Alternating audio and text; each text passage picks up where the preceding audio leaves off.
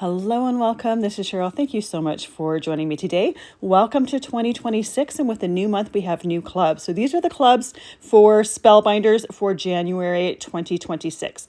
First, there is the clear stamp of the month, and I have that with the coordinating dies, and that's called the Best Year Sentiment. And then we have the stencil of the month, which is called Poppy Perfection. There's 4 different stencils to create that beautiful image.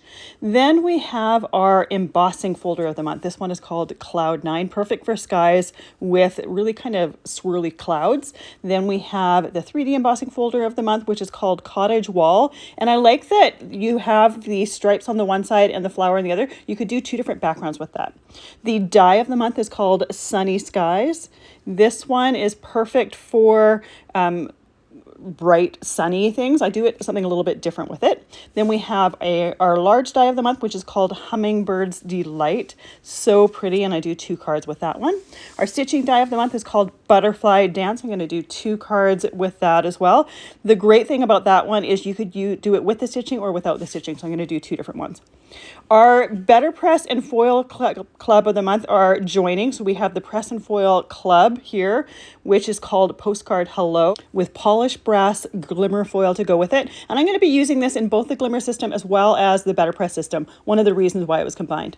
This here is the Deluxe Crate Club bonus item. It coordinates with that Better Press of the month to color it in. The caboodle has been renamed to All Crates Club. So that was the bonus item. This is the All Crate exclusive. So we've got a beautiful die set here, perfect for shaped cards as well as A2 cards. I'm going to make 2 different cards with this one at the end of the video. So I'm going to start off with foiling my Better Press of the month. I have my glimmer system all nice and hot here. I'm only going to foil it once and then do the negative foiling. I'm also going to foil the coordinating sentiments that come in this set as well. I won't be using the foiled images till later in the video, but I always like to start off with doing the foiling and the things that take a little bit longer so that my machine can be cooling off on the side while I'm creating different things and I don't have a hot machine sitting there while I'm out of the room. So I'm cutting down my foil to the sizes that I need. One is going to cover a 1/4 sheet of hammer mill cardstock. I'm doing my foiling on hammer mill cardstock. Spellbinders cardstock works fantastic for foiling as well, but I like the bright white background, especially for coloring it with that bonus item stencil. So I have the hot glimmer system, the foil or the press plate with the pretty side up, the pattern side up, the foil with the pretty side down, and put my hammer mill cardstock on top of it, plates on top of that, and press the timer button. And once that timer button goes off, I put it through my Platinum 6 machine to use the pressure. You need both the heat as well as the pressure for that foiling. Then I'm going to foil those sentiments. There's 4 different sentiments in that set. They're all on one plate, and then there's a coordinating die to cut them out. So I don't get very much over foiling when I'm foiling, and I find that when I have a plate that has several sentiments on one plate, I usually have pretty good success with that, but I'll show you how to clean it up if you get a little bit of over foiling there. Then I grab my solid hot foil plate, layer everything together the same way as you would if you were using a press plate or a foil plate. Press that timer button and then run it through the Platinum 6 machine. Now, because my solid plate was cold when I started, I did leave it on there for like an extra minute or so just to make sure that everything came to the temp that it needed to be. I'm going to be using that piece for a mat around my foiled image card. So I'm not actually going to be using the negative image as is. Then I use the negative foil for foiling those sentiments as well. I always love having the sentiments in the regular foiling and solid hot foiling because sometimes one just looks better than the other. So like I said, I don't have a ton of over foiling here. There's just a little bit, and I do find, especially with sentiments, using this Better Press or the Best Ever Craft tape just helps clean them up just a little bit. So I have the thicker one here. I put it on my shirt a couple times to remove some of the sticky, and then I just go over all that sentiment. You can see on the back of the tape that I am pulling pieces up, but it just cleans that up just a little bit better. There's one tiny spot of overfoiling right above that word just there. So I use a sand eraser and I just remove that. It might be removed when I go to die cut my sentiments here, but it's much easier to remove that with the sand eraser before everything is die cut.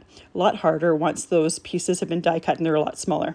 So I line up my die. I use the narrower Best Ever Craft tape in order to tape that die in place, and then run it through my die cutting machine to cut all those pieces out. And then I'll set those over to the side so that they're ready to go when I need them as I'm creating.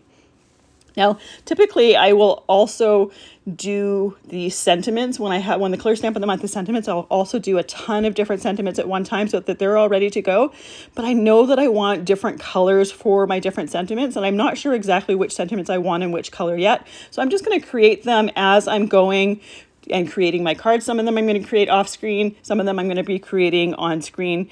They're really simple to use, and I love the fact that there's many different sentiments and then there's dies to coordinate with them.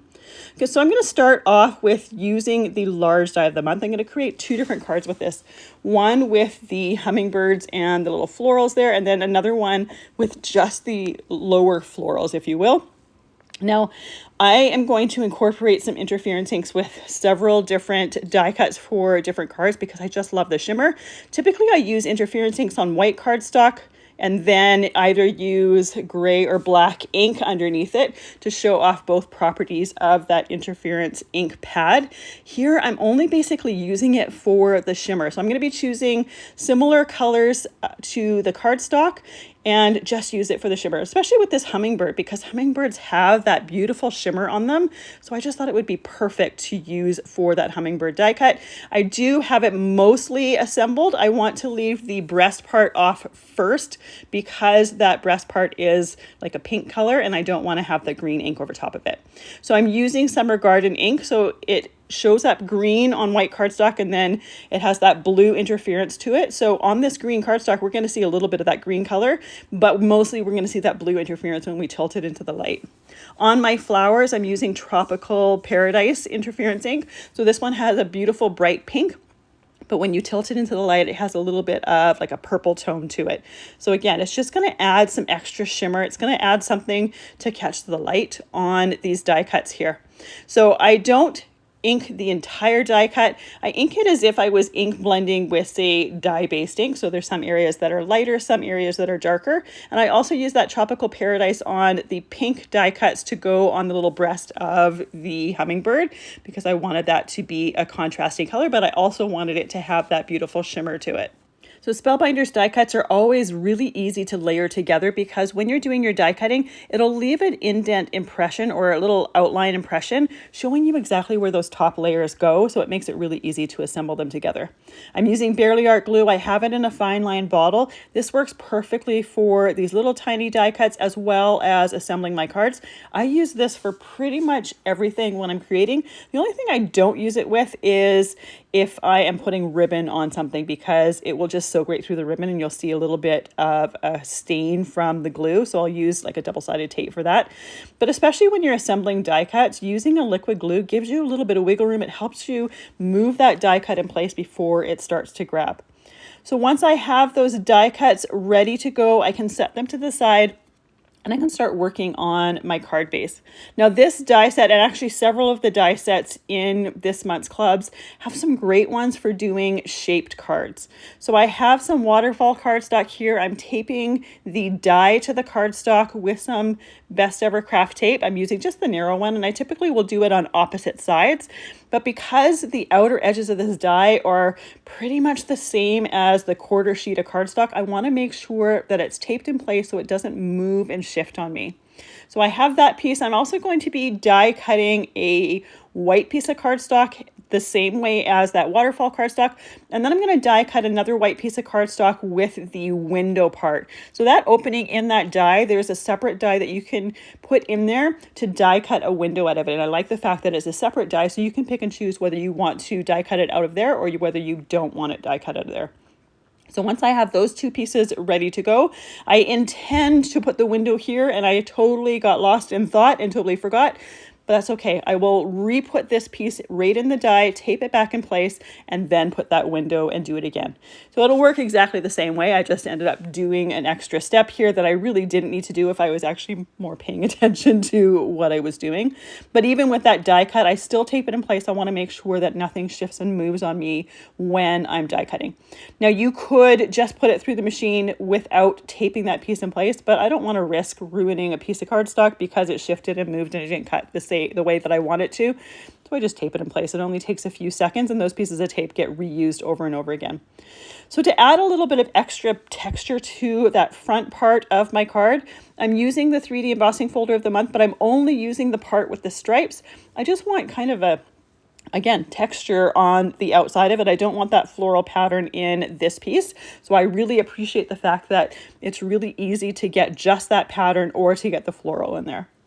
So I have my score pal here. I'm putting it on there and I'm going to score about 1/2 inch from the top.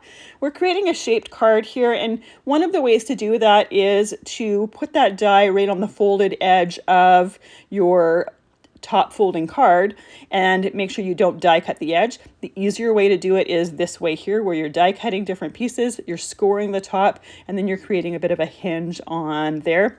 And that way you have more surface on the top of the card that is attached, and it just makes it's just a little bit easier to create a card this way. I prefer it for sure, but the other way is a doable way as well.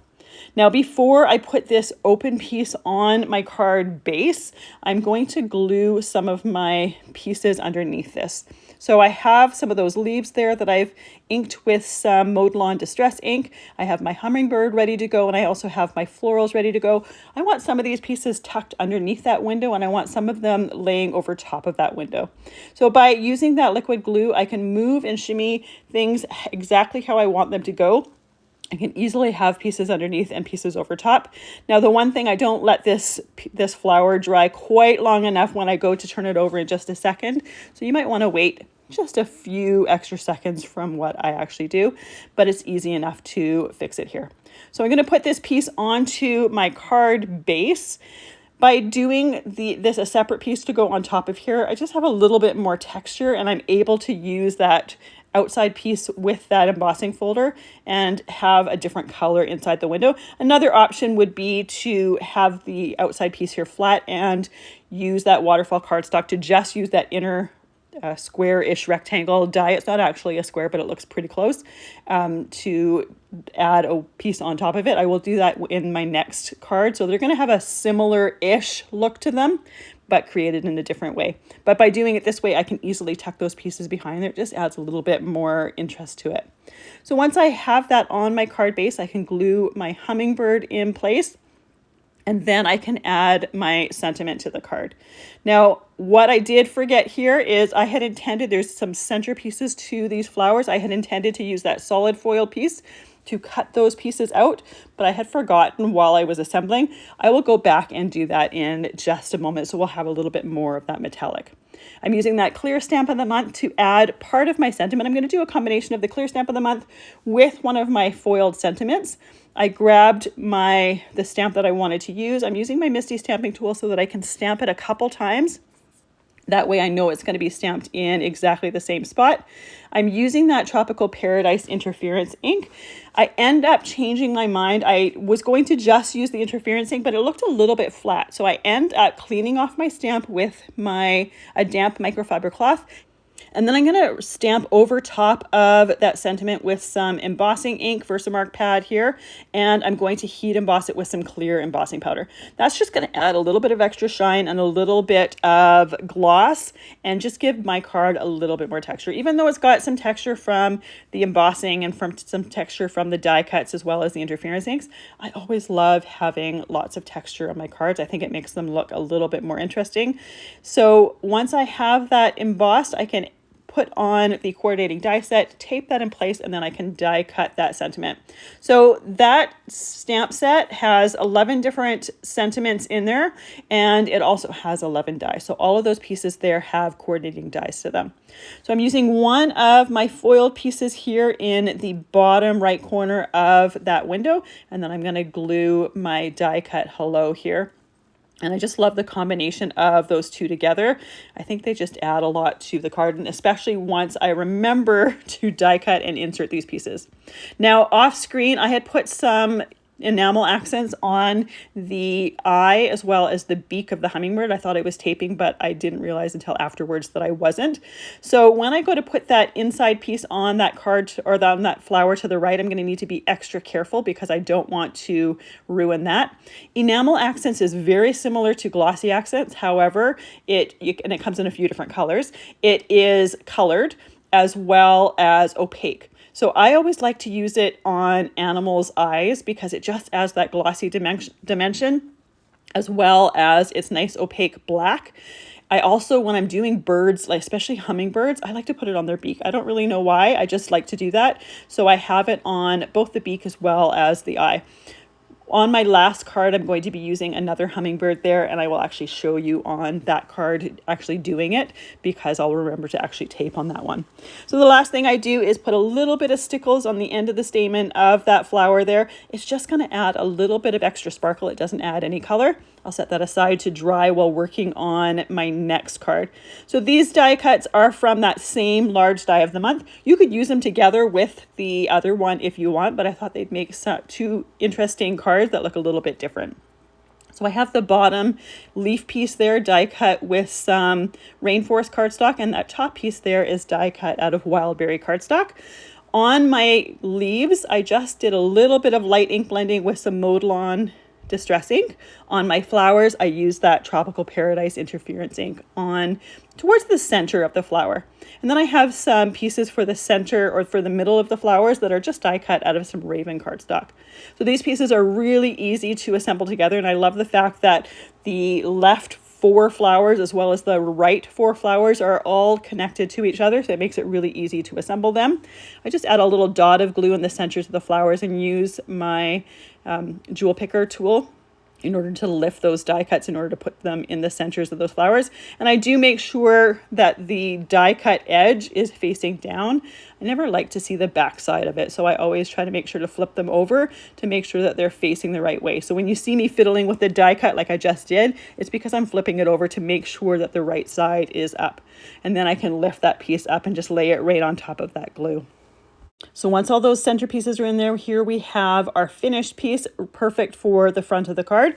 So this waterfall piece of cardstock was used just with that center part of the window, and it's just going on an A2 card base. You don't necessarily need to use it with the outside part if you don't want to. So I just put it on an A2 card base, make it look a little bit like a window, but to have a different a little bit of a different look from the last one. Then I'm taking that floral die cut and I'm gluing it to the bottom part of the card there. So a very, very simple card. Now we will go and pick out a sentiment to go on the front in the window there. Now again, you could add some of those greenery and some of the florals from the other one from the first card that I used. That would be nice in here as well. I just wanted to show a little bit of a different look. So once I have my sentiments chosen, I'm just using some black Memento ink just because I have it on my desk here. Any black ink will do. I typically choose dye-based inks because they're easier to get off of the stamp. It doesn't need a special cleaner. I just can use a damp microfiber cloth. And then I'm going to choose the coordinating die sets and die cut those pieces out. So I have the large smile there, and then I have one of the smaller sub-sentiments. There's a couple smaller sub-sentiments, but most of the words in this clear stamp set are larger ones, and I'm going to be using a variety of them with the different cards that I'm using. I opted not to emboss this sentiment, but you certainly could use embossing ink and then black embossing powder, and that would give a little bit of extra texture as well. So once I have the dies taped in place, I can put them through my die cutting machine, and we have our sentiments ready to go to add to the front of the card. And I could take it and do one of the sentiments on the front of the card and one of them on the inside as well. That would look fantastic as well. I thought to put them on the front, it would just fill in a little bit more of that space there. Now, another option with this die set would be to do those flowers a second time and then kind of layer them together just to give it a little bit more dimension. You could use a slightly different color of flower just to show that it was 2 different layers of die cuts. Just another way to use it, or you can cut them apart and have just a partial die cut in the corner of a card as well. Now, to add just a touch more texture, I added the stickles to the center of those flowers. Now, the stickles that I use are transparent, so you can see the cardstock underneath them, but they're sparkly, so they're just going to add that little bit of texture to catch the light. For my next two cards, I'm going to be using the stitching die of the month. So for the first one here, I am going to be stitching on it. I have some waterfall cardstock for the stitching piece here. I'm using some DMC floss to do that stitching. The one that I'm using is, it's number 603. I chose a color that was close to the outline part of the butterfly wings. Now the butterfly wings have three different pieces to them. They have this stitching piece. They have an outline die for the stitching piece. So that's just the white pieces that I have die cut there. And then there's another die that has those openings there. So you can really play along with the colors that you want to use with them and get fun looks with it. I like to tape my thread in place when I'm starting my stitching. That way I know that my thread is going to stay in place. And I also tape it once I'm done. When you have that DMC floss, it has like 6 strands of thread in there. I typically use 2 strands. That's the my preference. You could use it or have it thicker, or you could have it thinner. It just depends on what your preference is. I also like to use some sewing clips in order to hold those pieces together while that glue is drying. It just frees up my hands for working with other things. I don't have to sit and hold something while it's drying. They hold nice and firmly, and I can just keep going with my creating. So I have those just in a container on my desk that I typically use when I'm using stitching dies. I really like to have a back piece on my stitch piece that is just cardstock. It makes it easier for assembling your card, but you certainly don't need to if you don't want to. It's just a personal preference of mine. It also adds a little bit of extra dimension. The other thing with the stitching dies is when you die cut them, there's little indents that go into the cardstock as you're die cutting, and that shows you exactly where they intend for that stitching to go. So it makes it really, really easy to do that stitching. Now you can always get creative and follow a different or create your own stitching lines, say going around the wings or something like that. But I like the fact that it shows you exactly where they intend for them to go. So it makes it really easy to know exactly where they're supposed to be stitched. Now, once I'm done this here, I tape that in place. Now there is one stitch left to do that I've just short of floss for. So I did that off screen and then taped that in place. And now I'm ready to assemble my wings here. So I'm going to glue them on the white base first, putting those clips in place temporarily while I put glue onto my pink outline piece there. Now I just chose pink and like a light bluey teal color for my butterfly wings. But again, butterflies come in so many different colors that you can have a lot of fun with the colors that you choose. And I chose plain colored floss for this, but I also think it would look fantastic in like a metallic floss or even like an opalescent-y iridescent type of floss. I think that would look really, really pretty as well, and that would catch the light nicely as well. So once those have sat and dried, and I typically will leave them for a couple minutes, I'm ready to assemble my butterfly. When you die cut the body, there's a second antenna that gets cut, and you just glue that right underneath the head. It just gives it a little bit of extra dimension, and then we can add those wings. And I will let that glue sit for just a moment or two before assembling it on my card. Now for this one, I wanted to use the floral part of that 3D embossing folder. So I have a piece of hammer mill cardstock here. I am just taping it into the embossing folder, and I'm going to ink that folder with some hickory smoke distressing just to get a little bit of that detail in there. I'm also going to do some light ink blending on that flower. I want the focal point to be my butterfly, but I still want some color on my background. So by using that hickory smoke, I'm just going to get some of the detail. It's just going to make it easier to see, especially the texture in the background, some of the details for the flowers. Now, because hickory smoke is fairly light, you can pick and choose how many times to do this. Typically, if I'm inking my embossing folder, I find the sweet spot is usually 3 times. I think I end up doing it 4 times here. You can do it as much or as little as you want till you get the look that you're going for. Once I have it as dark as I want it to go, I will go and I will trim this piece down, and then I will add a little bit of that ink blending to color in the flowers and the greenery. And I'm choosing gray here for inking this because I wanted something fairly neutral. But again, you can choose or pick and choose whatever color you want. I think brown would look fantastic as well. I'm using a little bit of rainforest cardstock as a mat behind this piece. So I trimmed that down to 4 inches by 5 1/4 inches. I'm trimming down my embossed piece to 3 3/4 inches by 5 inches. So I cut about 1/4 inch off of each side in order to get it to the size I want, making sure to keep most of that flower.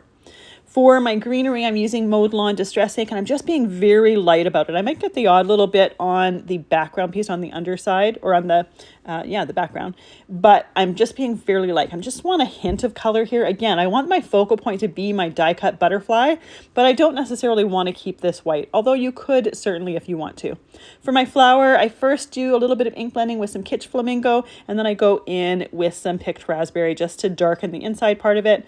Then I grab a little bit of black soot distress ink just for the center part of that flower to give it a real focal point. It's also going to coordinate with the black of the butterfly body. And then I'm going to use black for my sentiment as well.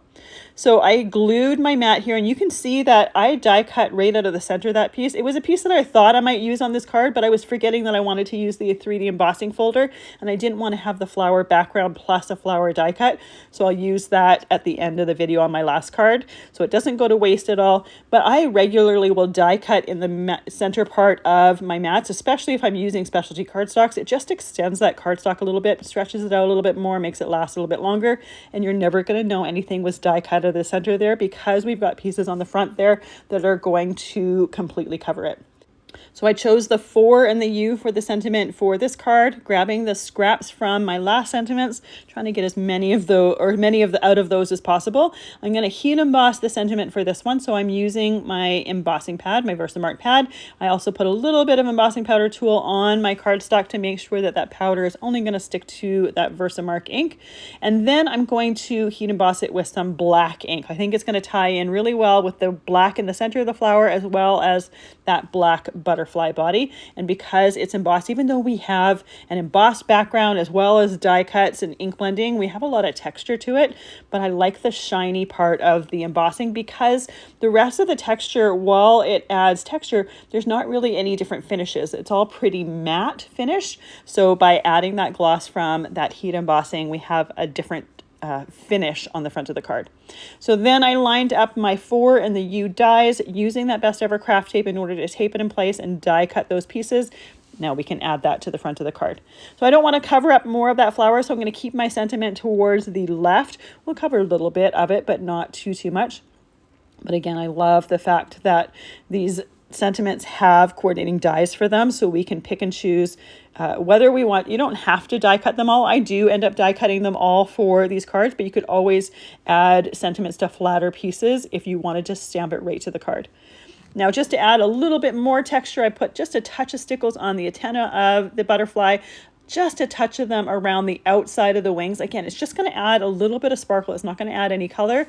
And then a little bit in the center of the flower. There's little bits of the center of the flower that are raised. Those are the pieces that got inked with the black when I used that black soot distress ink.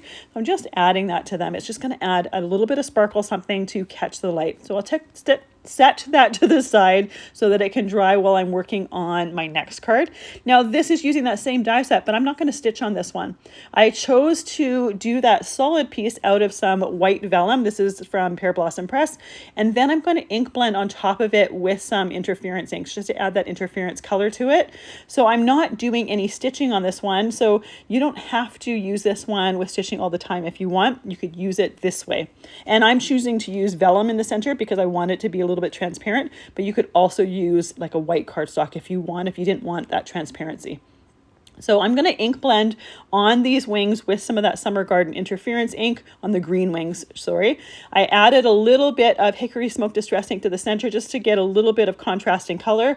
On the vellum pieces, I used that Tropical Paradise interference ink. I also have some Lavender Fields interference ink here. That one is the purple on the center of the wings, blending on top of there. So that will take just a little bit longer to dry than cardstock, but it does dry and it adds a beautiful shimmer to that vellum. And then I use the Summer Garden on top of my green peridot die cut wings there. I set those over to the side to dry.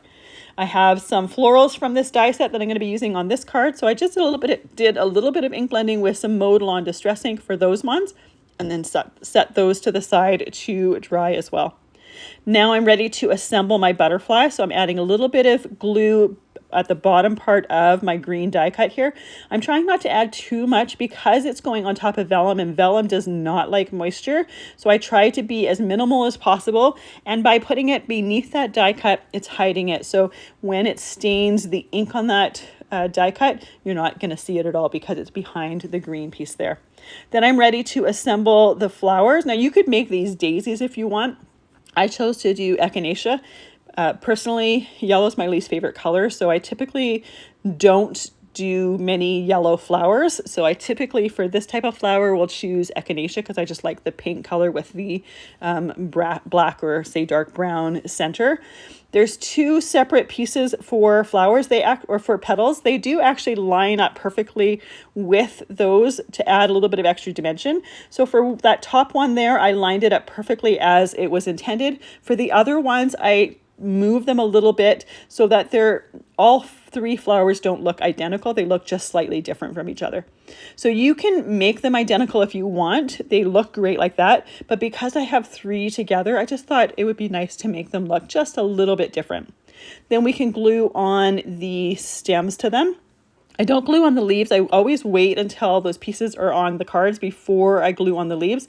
That way I can add the leaves where I think they should go and fill in different areas while I'm doing that. Because my butterfly wings have dried for a few moments, I'm ready to assemble that.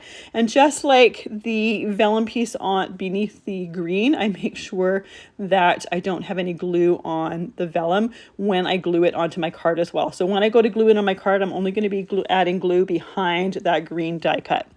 For the background for this card, I'm going to use the embossing folder a month. This one's the Cloud 9.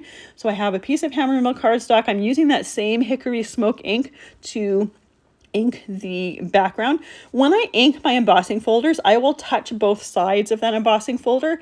I will tape my paper to where that pattern is raised, and I will ink on the side where the pattern is recessed. So you need to look at the patterns of your embossing folder, decide which part you want inked and which part you want, it's the background that you end up inking, the recessed part of your image that you end up inking. So what I typically will suggest, especially if you're new to it, is do it both ways and see the difference in the look, because one way might be right for what you're wanting or for the look that you're wanting, and one might not work for what you're wanting. So it's often hard to figure out which side to ink when you start out. But once you do it a couple times, it gets easier to figure out exactly which side to ink. So I repeat that same process till I get the coverage I want. I'm not trying to make it completely dark, but what I want was the raised parts of the cloud image for this to be white. So I wanted there to be some contrast between the background and those raised pieces there.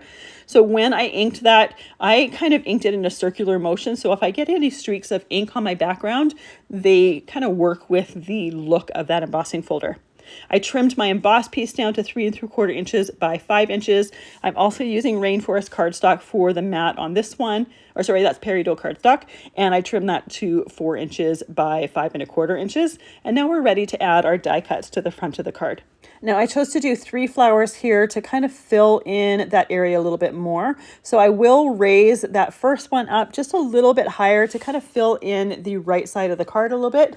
But when it comes to adding my stems, I'm going to be, not my stems, my leaves, I'm going to be kind of covering where that stem doesn't follow through to the bottom of the card, just so that it's not quite as obvious. When I do things like this, I will typically kind of, use leaves and whatnot just to kind of fill in different areas and hide like a floating stem like this here. So then I glued down that butterfly. I put an acrylic block over those pieces while they're drying. It just holds everything down nice and flat, frees up my hands for working with or gluing down more die cuts.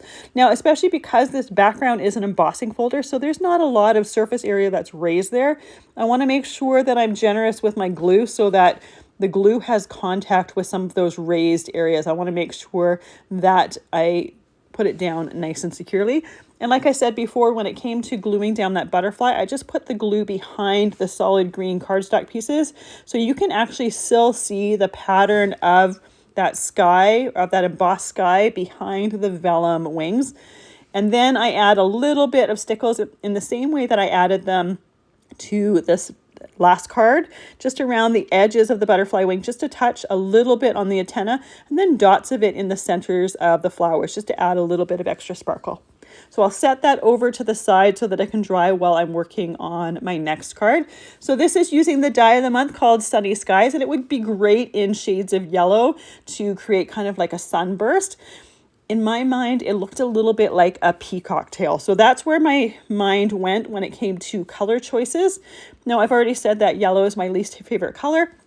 However, I think for this, it needed a pop of color, and I was kind of going with the colors that you see in peacock tail. And so I chose to use beeswax cardstock for all of the flowers, and I'm going to use a little bit of gold ink just to add a little bit of a metallic touch to them, just a little bit of a different finish. And I'm also going to use that gold ink around the outside of each one of those feathers, if you will. Now, I thought this one would be a great one for another shaped card. It's just a little bit smaller than 5¼ or 4¼ by 5½ inches, but again, it just changes it up a little bit. You could easily put this onto a 4¼ by 5½ inch card base if you wanted to, but I always love opportunities for shaped cards because it's a little bit out of the expected. For that gold, I'm just putting it in the centers of the flower. So I have a detailed blending brush so that I don't cover the flowers entirely. If I wanted my flowers to be gold, I'd use gold cardstock, or I would ink a whole piece of cardstock with that gold pad and then die cut it. I only want hints of it. I want differences in the texture. So I want to see the plain cardstock as well as the cardstock with the gold in there. Now I've lined my pieces up on my mat in the order they're going on that card just to keep all of my flowers straight. Then I wanted to add a little bit of color variation to the cardstock here. This is Blue Spruce cardstock, but I'm adding a little bit of Uncharted Mariner Distress ink around the bottom just to give it a little bit of darker color or darker shade towards the bottom of that. I also use some Oceanside cardstock for the solid piece that's going to go on the background of my card. Once I use that Uncharted Mariner on the bottom part of these pieces, I'm using that gold pad just around the outside edge. I'm going by memory on what peacock feathers look like, but I think they have a little bit of what looks like almost a goldy green around the outside edge. So that's where my mind was going there. And I also like that it just kind of highlights those shapes on that background. So once I have those pieces ready to go, we're ready to start assembling our card. So I'm going to take the piece here. This is die cut from Oceanside. I'm going to glue that to my card base, making sure that it's nice and secure. Now, because there's a lot of pieces to put together on this background, and I want to make sure that they're spaced evenly, I'm going to put them on there without gluing first. Then I can make sure as I'm gluing things down that I'm laying it down properly. I don't want to just guess and then all of a sudden get to the end and run out of space or have too much space. I want it to look nice. So by laying this all down here, I have an idea of how much space there is around each one of these petals or these feathers, if you will. Now, I said before you could do a starburst or a sunburst or sunny. You could also do a flower out of this. I think that would be fun to do it in pinks or purples or whatever floral colors you particularly enjoy. Do that half circle as the center of the flower. I think that would look fun as well. Again, it just, to me, the first thing I saw was a peacock tail. So I wanted to do something that I thought was a little bit unexpected with it. But I think you could do many different versions of this and you could really have a lot of fun with it. And I like the fact that there's many different florals in this set as well, because you could use those florals on their own without this sunburst. I think they would create a nice floral cluster or floral bouquet on a card as well.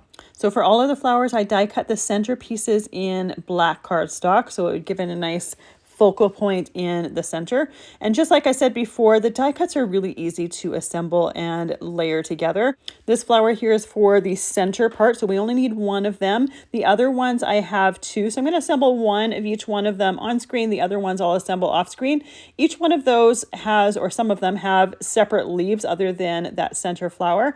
Those leaves are going to be added afterwards. That way I can put them in open spaces. And again, it's much easier to add them after the fact than it is to add them now. Try to glue them to the stem and hope that you put them in the right spot.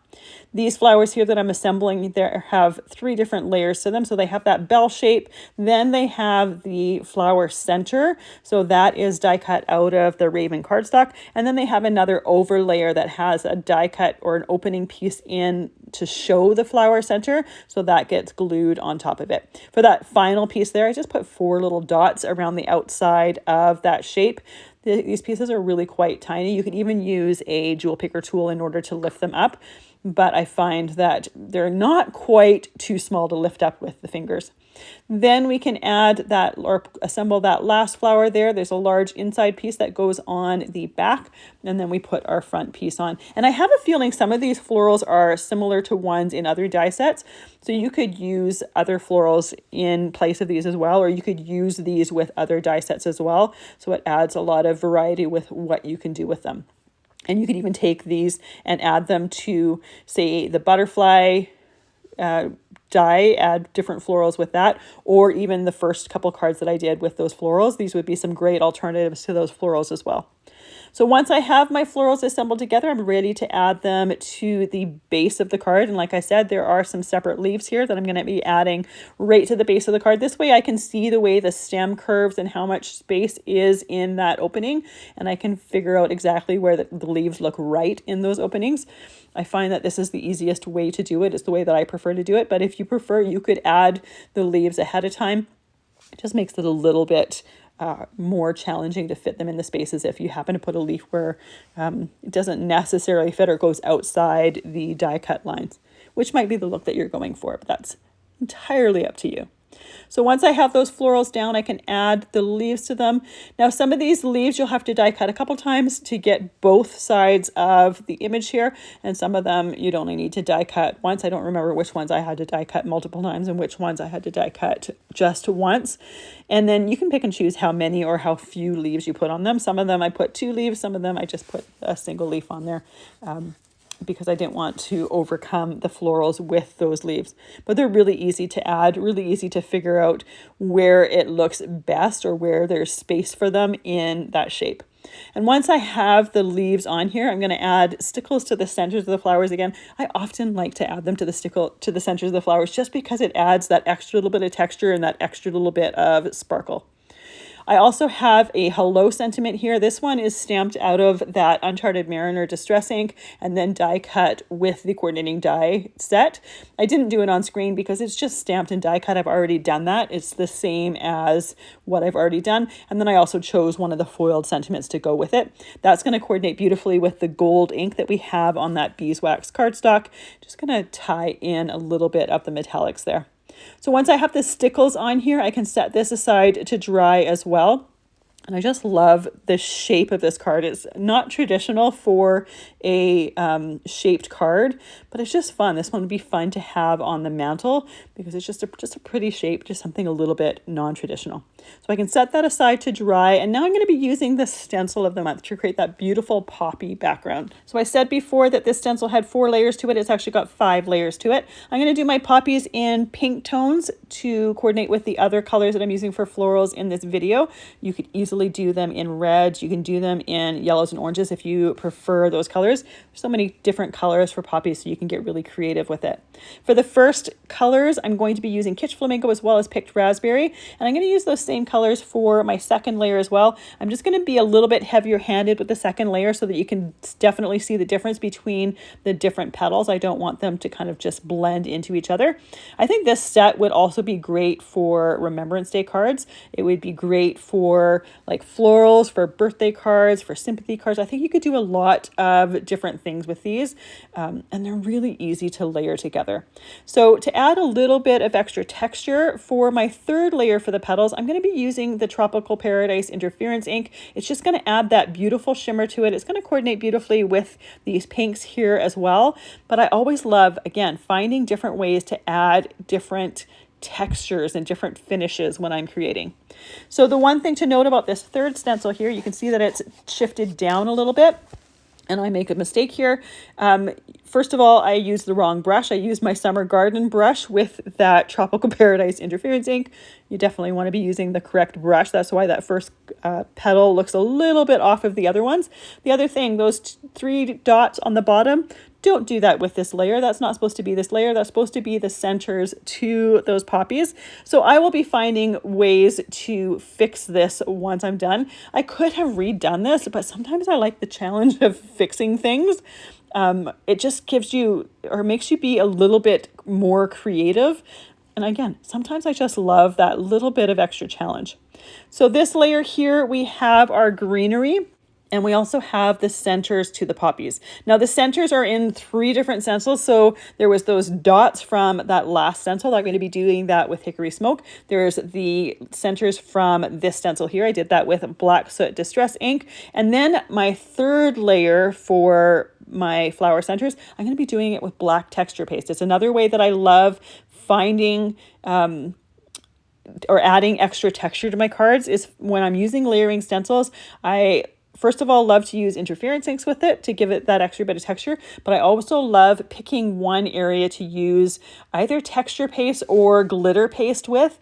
It just adds that extra bit of dimension, that extra different texture to it, and it's something that you can't do with, say, stamped images. So it's a nice opportunity to add a little bit of extra texture. For the last layer, I'm using a little bit of the Summer Garden interference ink so that there's differences in the different greens that are in this image here. And then I grabbed that black texture paste. This is from Ranger. It's a nice solid black. It has a matte finish to it. Put it in those openings and I'm going to let that completely dry. And I ended up letting it dry overnight. I was doing this at the end of the day and then I let it dry completely overnight and continued on the next day. And since I had to wait for that texture paste to dry anyways, I thought I might as well wait for some stickles to dry. So I added it to the centers of the flowers right where I had put that Hickory Smoke Distress ink. Now, because we have those bold black centers, I'm going to use black for my matte around my card. So I have that trimmed to 4 inches by 5 1/4 inches.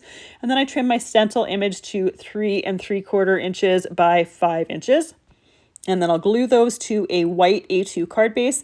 Now I did my sentiment for this off screen. I heat embossed it with some black embossing powder. That way it's going to coordinate with the blacks in this different image, but it's also going to add that little bit of gloss because of that embossing powder. If you don't necessarily want that extra texture, you could just use black ink and just stamp it and have just the stamped and then die cut images.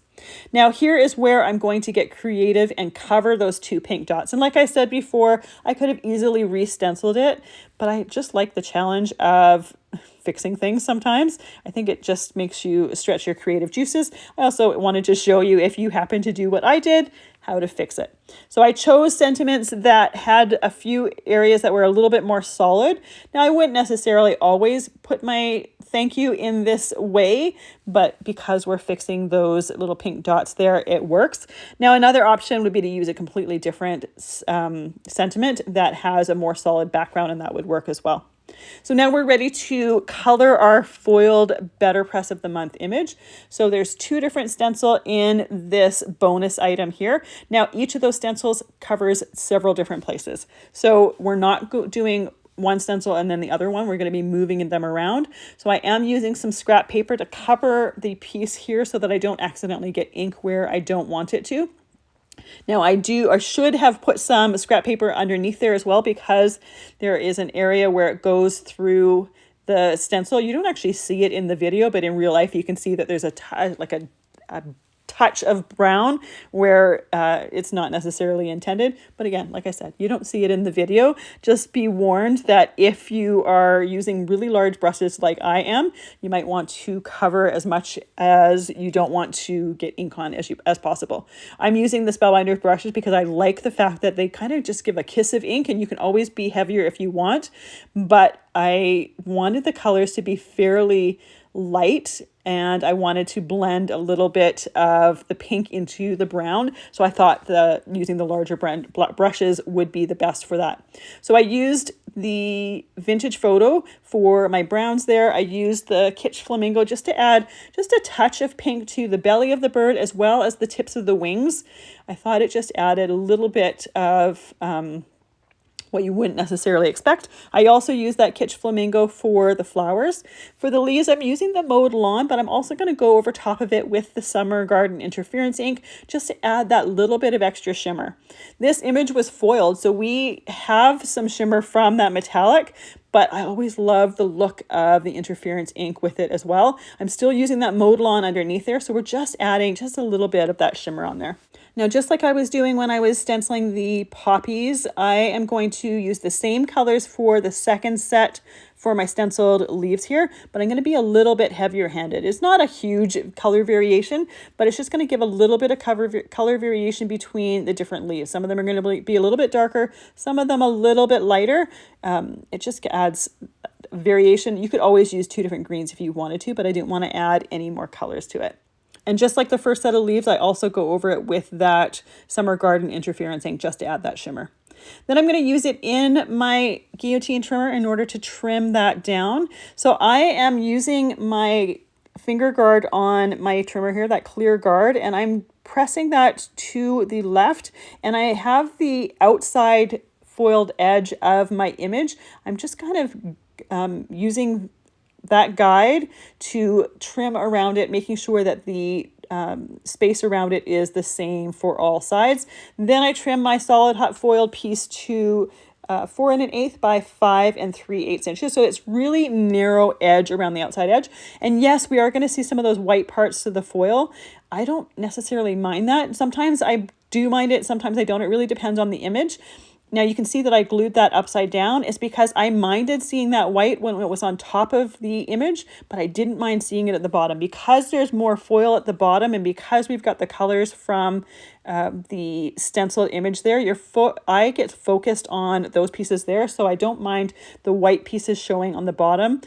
There was more at the top if I had flipped that around, so that's why I opted to do it this way. Another option would have been just to use some foil, just solid hot foil a whole piece. I didn't want to use that extra foil and I wanted to use up this piece here. To add just a touch of texture to this, I added a dot of glossy accents on the bird's eye and then a dot of stickles on the flower, and then set that aside to dry. I'm going to use this Better Press of the Month once more, but now I'm going to be using it in the Better Press system, and I'm going to use it a couple ways. First of all, I have a piece of Better Press cardstock here. This is just the porcelain one. I have it taped to my clear plate, and you can see that I didn't put any ink on there. We're just pressing that image into the background. It's just going to add a little bit of texture. We're not having any color here. I am going to ink blend that background, so we're going to see a little bit of that texture a little bit more, but I wanted to have some texture in my background, but not use an embossing folder. And I wanted to use this press plate in just a bit of a different way. Now I have some Hammermill cardstock on that clear plate. I'm using some embossing ink, some Versamark ink, and I'm only inking and embossing the bird and the leaves, that image there.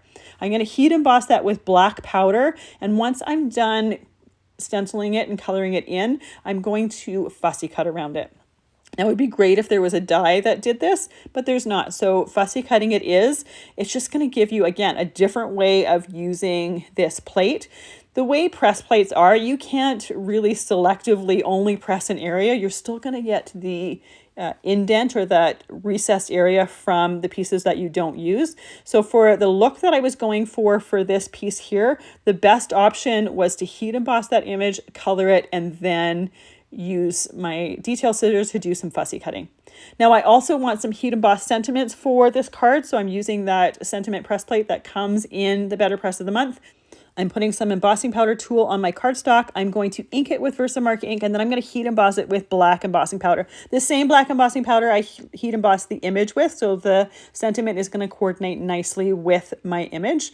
Might as well do them both at the same time. Once I have that heat embossed, I am going to die cut it. Now, I didn't get clear coverage with that embossing ink on my plate, so you can see that towards the bottom right of my sentiments there, it's really quite light.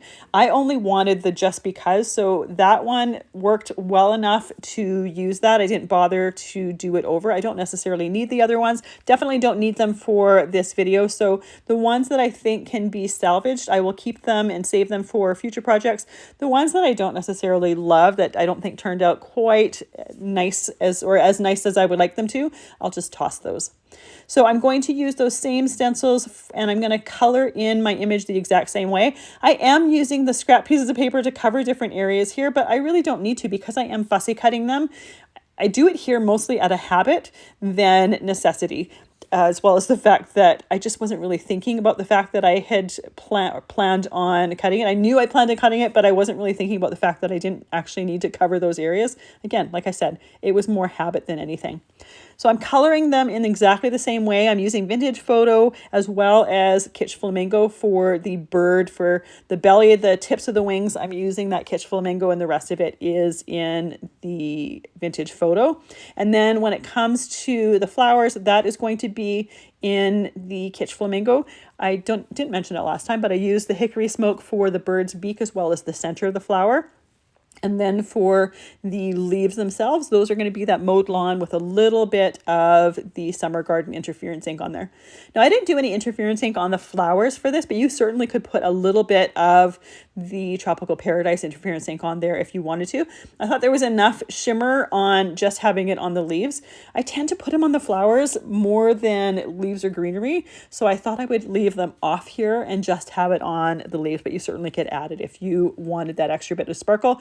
Once I'm completely done, I plan on putting a dot of stickles in the center of the flower that you can see the center. So I didn't necessarily think we needed the Tropical Paradise on there. So once I have this completely done, we are ready to pull out the detail scissors and cut this out. And yes, this is a more difficult piece to cut out, but it is going to be well worth it once it's done. Before doing that, while I have my sticky mat out, I trimmed down that Better Press cardstock piece that was pressed with the image. It is trimmed down to 4 inches by 5¼ inches. No, it's trimmed down to 3¾ inches by 5 inches. Because I'll have a black mat that is trimmed to 4 inches by 5¼ inches to go around here. I'm using that Uncharted Mariner distressing very, very lightly on the background. It's just bringing out some of that texture. I am heavier around the outside edges of it. And then I thought I'd add a little bit of splatter. So I'm using the Raven Sparkle or Raven Splatter accents. You definitely want to mix this before splattering with it, because there is a mica in there that settles to the bottom. It's got a gold shimmer to it that I thought was going to look really nice on the background here. When I pull the brush out of this, I do rub it on the side of the jar to take some of the excess ink. I just find that you have a little bit more control there. And then I just tap that top part of the brush to splatter with it. I set that aside to dry while I'm doing my fussy cutting. And when I fussy cut this, I am fussy cutting right on the outside edge of that embossing. I have my scissors tilted just a tiny little bit. And the best way to do fussy cutting is have your scissors not move a whole lot, but have your paper move. That is the way to get the best results. I do most of it off screen because it gets a little bit monotonous. Now there's some openings between the flowers that are just that hammer mill cardstock. So I just use a little bit of that Uncharted Mariner on there just so that they're not so stark white. It's not really going to do anything much to the colors of the stencil pieces there, other than the pink of the flowers. It'll just kind of make it a little bit more of a purple tone, but that's okay. It's just going to coordinate the inside parts there that are white with my background. Once I have my matte as well as my Better Press ink blended piece on my card base, I'm ready to add my detail cut piece. And again, this is just to show you a different way of using this that is not typically how it would be used as is. I used a heat embossed piece here, but you could easily use a foiled piece if you wanted to have the foiled edge on there. That would look fantastic as well. Once I have that glued down, I can glue down my sentiment. And I did use some ink on that sentiment just so that it coordinated with the image a little bit more. I also used some glossy accents on the bird's eye, as well as a little bit of stickles on the center of that flower. And again, that's just to add a little bit of extra texture. So I have 2 more cards to go, and I'm using the Caboodle or the Crate exclusive, the Everbloom die set for both of them. I have 2 slightly different color palettes for them. I'm going to do one of them on an A2 card base and one of them as a shaped card. Again, you can do both of them or either or. I just wanted to show 2 different ways of doing it. For one of them, I'm only going to be using the die cuts from the Everbloom die set and then add the sentiment at the end. For the other one, I'm going to be using the Everbloom, but I'm also going to be using a Hummingbird from the large die of the month, as well as one of the flowers from the stitching die of the month, like I mentioned before. So for this one here, I'm going to be doing this on an A2 card base. So that is just a white card base there. I have the outside piece of this die set die cut out of the Blue Spruce cardstock. Then I have the inner piece there die cut out of some classic white cardstock. For both of my cards, I'm doing a little bit of ink blending on the upper pieces for this, just to add a little bit of extra visual dimension, but that's definitely a step that you could omit if you don't necessarily like that, or if you don't want to do that. Again, I just thought it would add a little bit of visual dimension. Some of that ink blending is done with distress ink, some of it is done with the interference ink to add that extra little bit of shimmer. This inside piece for this card is die cut out of waterfall cardstock, and I did a little bit of ink blending around the outside with that Uncharted Mariner just to make it a little bit more on the blue side rather than the aqua side. Then we're ready to add the other die cut pieces to it. And just like other die sets, when you're using layering dies from Spellbinders, there are some indents showing you where some of those pieces are going, but I also have my package to the side, so I'm looking at that just to make sure that I'm putting the right pieces in the right order. So I'm using that liquid glue again. It just, again, it gives you that wiggle room. It's really, really forgiving when it comes to putting pieces on like this. That way you can straighten things out and you still have a few seconds to do that. It doesn't dry right away. It gives you a lot of forgiveness, if you will. I do really love the look of the ink blending of those pieces as well. So as I'm gluing them, I'm trying to pay attention to the pieces that are underneath other pieces. So you want to work from the back forward. You don't want to accidentally put something down that has something tucked in behind it. It's much easier to put them from the back forward and only be gluing on top of other die cuts. I'm also using my acrylic block to hold things down, and you can see that I'm moving that acrylic block constantly. It just holds things down, frees up my hands to work on other things. You could take a few minutes and hold the pieces down if you want, but I never like just standing holding things down while the glue is drying. I always prefer to be working on other things. Now for this little curlicue thing piece here, I thought I needed 4 of them, and I had die cut and ink blended 4 of them. We actually only need 2 for the 2 sides of the card. They don't go on the top. So I have a couple extra pieces to use on a future project there. Once those are down, we can put our little leaf pieces down, and they are just 2 leaves joined together. Those can go in the center, and then the last part are the flowers. There's 2 pieces to the flowers. I find it easiest to layer those flower pieces together first and then glue them on the card, but you could certainly glue them on separately if you want. But again, you want to glue the back piece on first and then glue the upper layer on top of it. But by gluing them ahead of time, it just makes it easier to put that whole piece down as one. That way you know things are positioned properly. So I have 4 different flowers here for all 4 sides. These are die cut out of some blush cardstock as well as wildberry cardstock. They are ink blended with that Tropical Paradise interference ink, so they've got some beautiful shimmer to them, and I just like that pop of color on there. But again, you could use other colors for this as well. I think they'd be really pretty done as white flowers on here. You could use that Natural Pearl Alchemist ink that I've used in several different videos. It doesn't add any color, but it adds some beautiful shimmer to it. That would be beautiful on here. This, I think, would be a great card to use as a wedding card because you could do it in the wedding colors, and there's a lot of space in the center. You could stamp a verse if you wanted, or just have a nice bold sentiment in there. There's also florals that go in the center of this card. I only use 1 stem of the florals, but you could certainly do more if you wanted to fill it in a little bit more. There's many different options for using this die set. And I use this die set as both vertical cards. Both of my cards are vertical, but I think it would be fantastic doing them as horizontal ones as well. So for the florals, for the inside piece there, that one is die cut out of some blush cardstock. I used wildberry for the center of that flower. And then the other 2, I believe I used dahlia as well as wildberry. And again, those are ink blended with the Tropical Paradise interference ink, just to add that extra little bit of shimmer to tie it in with the florals from the outside. Because these second and third florals here are very similar to the ones on the outside there, but I wanted them to be just a little bit of a different color to set them apart from the outside pieces. You could certainly do them in exactly the same colors if you wanted to. Now the greens that I used for the outside pieces of the card were done with peridot as well as rainforest cardstock. For this inner stem, I used rainforest for the stem, and I'm using peridot for the leaves. They're you can do a lot of leaves on these, and they are done with a lot of different leaves on the packaging. I chose to do a lot less. I wanted to see more of the tealy color on the back than seeing a ton of leaves on them. I also wanted to make sure that I left a lot of room for my sentiment on there. So for my sentiment, I do choose one of the foiled pieces that were done with that Better Press of the Month. I thought having a little bit of foil there would just add a little bit of extra texture, but you certainly could use one of the sentiments from the Clear Stamp of the Month as well. Those would work fantastic here. And you could even stamp that on the background on that centerpiece if you wanted to. Now, the sentiment that I used was, I think it said First Class Hello, but I didn't want that first class piece. Didn't think it made any sense with this particular card. So I just used my detailed scissor and cut off the hello, and I think that works a lot better for this particular card.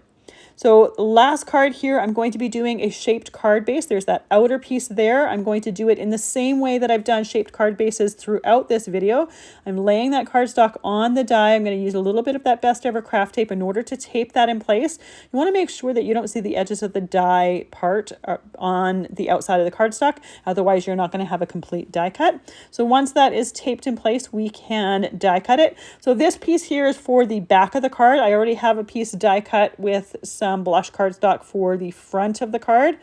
For the back of it, it doesn't necessarily need to be colored cardstock, but you certainly could if you wanted to. I'm using white cardstock for the center part of my card, and I'm just using a little bit of that Tropical Paradise ink to ink blend around my blush piece as well as that white piece. It's going to add that little bit of extra color as well as that little bit of shimmer, and it's going to coordinate with the florals. The florals I've ink blended very similar to that last card there, and I'm going to be assembling a lot of those florals and those die cuts off screen simply because it's repetitive of the last card, and I'm trying not to have a video that's like a million hours long. So I try to avoid a lot of repetition on things that you could go back and look at again if you by chance needed to see it again. I think it's fairly easy to know where those pieces go, especially with the packaging, to look at the packaging and see that. So I'm only adding a little bit of that color around the outside edge. I don't want a whole lot of it. I still want to see that white in the center. Then I'm going to use my score pal, and I'm going to score about 1/2 inch from the top on my white die cut here. I'm just using a Teflon bone folder to score it, and I score it multiple times, make sure that I have a nice hinge there. Then I can glue, and when I put that glue on there, I'm careful to avoid that fold, that score mark there. I don't want my glue to press down over that score, so I make sure not to go quite to that edge. Then we have this piece here. It is die cut from Oceanside cardstock, nice and contrasting to that blush piece there. So it's going to be perfect for my florals to go on top of it. Then we have our white ink blended piece that goes in the center. Now I am going to do another hummingbird just like I did for my first card there. I have it mostly assembled, and I ink blended it the same as I ink blended that first one there. So that one is going to go on this particular card, and I have my floral that I was going to use on one of the other ones and decided, and I talked about that already. I have that ink blended with a little bit of that Tropical Paradise as well, just to add that bit of shimmer to it. So you can see that these die cuts go really well with this Everbloom die set as well. So I love when you can mix and match die sets and create different looks with them. For my sentiment, I chose one of the solid hot foiled sentiments there. It's just going to add a lot of that metallic touch to it. Now here is that enamel accents, the black enamel accents. I just put a dot on the hummingbird's eye, and then I put a little bit along the beak. Again, it's just going to add that black shiny dimension. Then I put some stickles on the center part of my flower on the inside, and then a little dots around the scallop around the outside just to tie them in with the rest of them and just to make this card a little bit different from my last one. So here is the finished card. It's got some stunning shimmer to it with that interference ink. It's got some really great texture because of that enamel accents and that stickles. Just catches the eye, as well as that solid hot foiled sentiment really catches the eye as well. So this is using the exact same die cuts, but just with a slightly different color palette, and also obviously without that hummingbird and that echinacea flower. But you can get different looks depending on the color palette you use. This one here is that Better Press of the Month. That is heat embossed with black powder. That is fussy cut, but it has a completely different look, completely different feel to it than the one foiled with that Better Press of the Month, or the Press and Foil of the Month. I love the fact that you can get two completely different looks out of it really quickly and really easily, and they look fantastic. Then we have our stencil of that month with those beautiful pink poppies. I love pink poppies, but you can easily change these to work with whatever other color palette you want, with someone's favorite poppy color if you want. They would make great red ones. You can even do purple ones, poppies come in so many different colors now that I think you can really have a lot of fun with the colors. Then we have our shaped card done with the die of the month with a peacock tail inspiration. Again, those shaped cards are a really great way to be a little bit different and a little bit unexpected.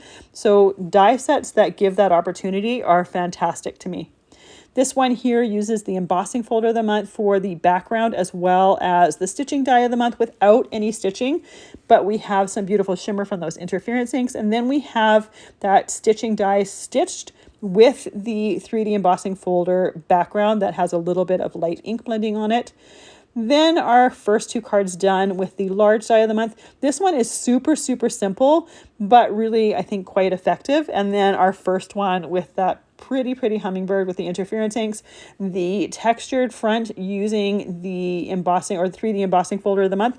And again, shaped card, because they're just a great way to be a little bit unexpected, to be a little bit different, and to make things unique. Thank you so much for joining me today. I really appreciate all the time that you spend with me. I hope you have a fantastic day.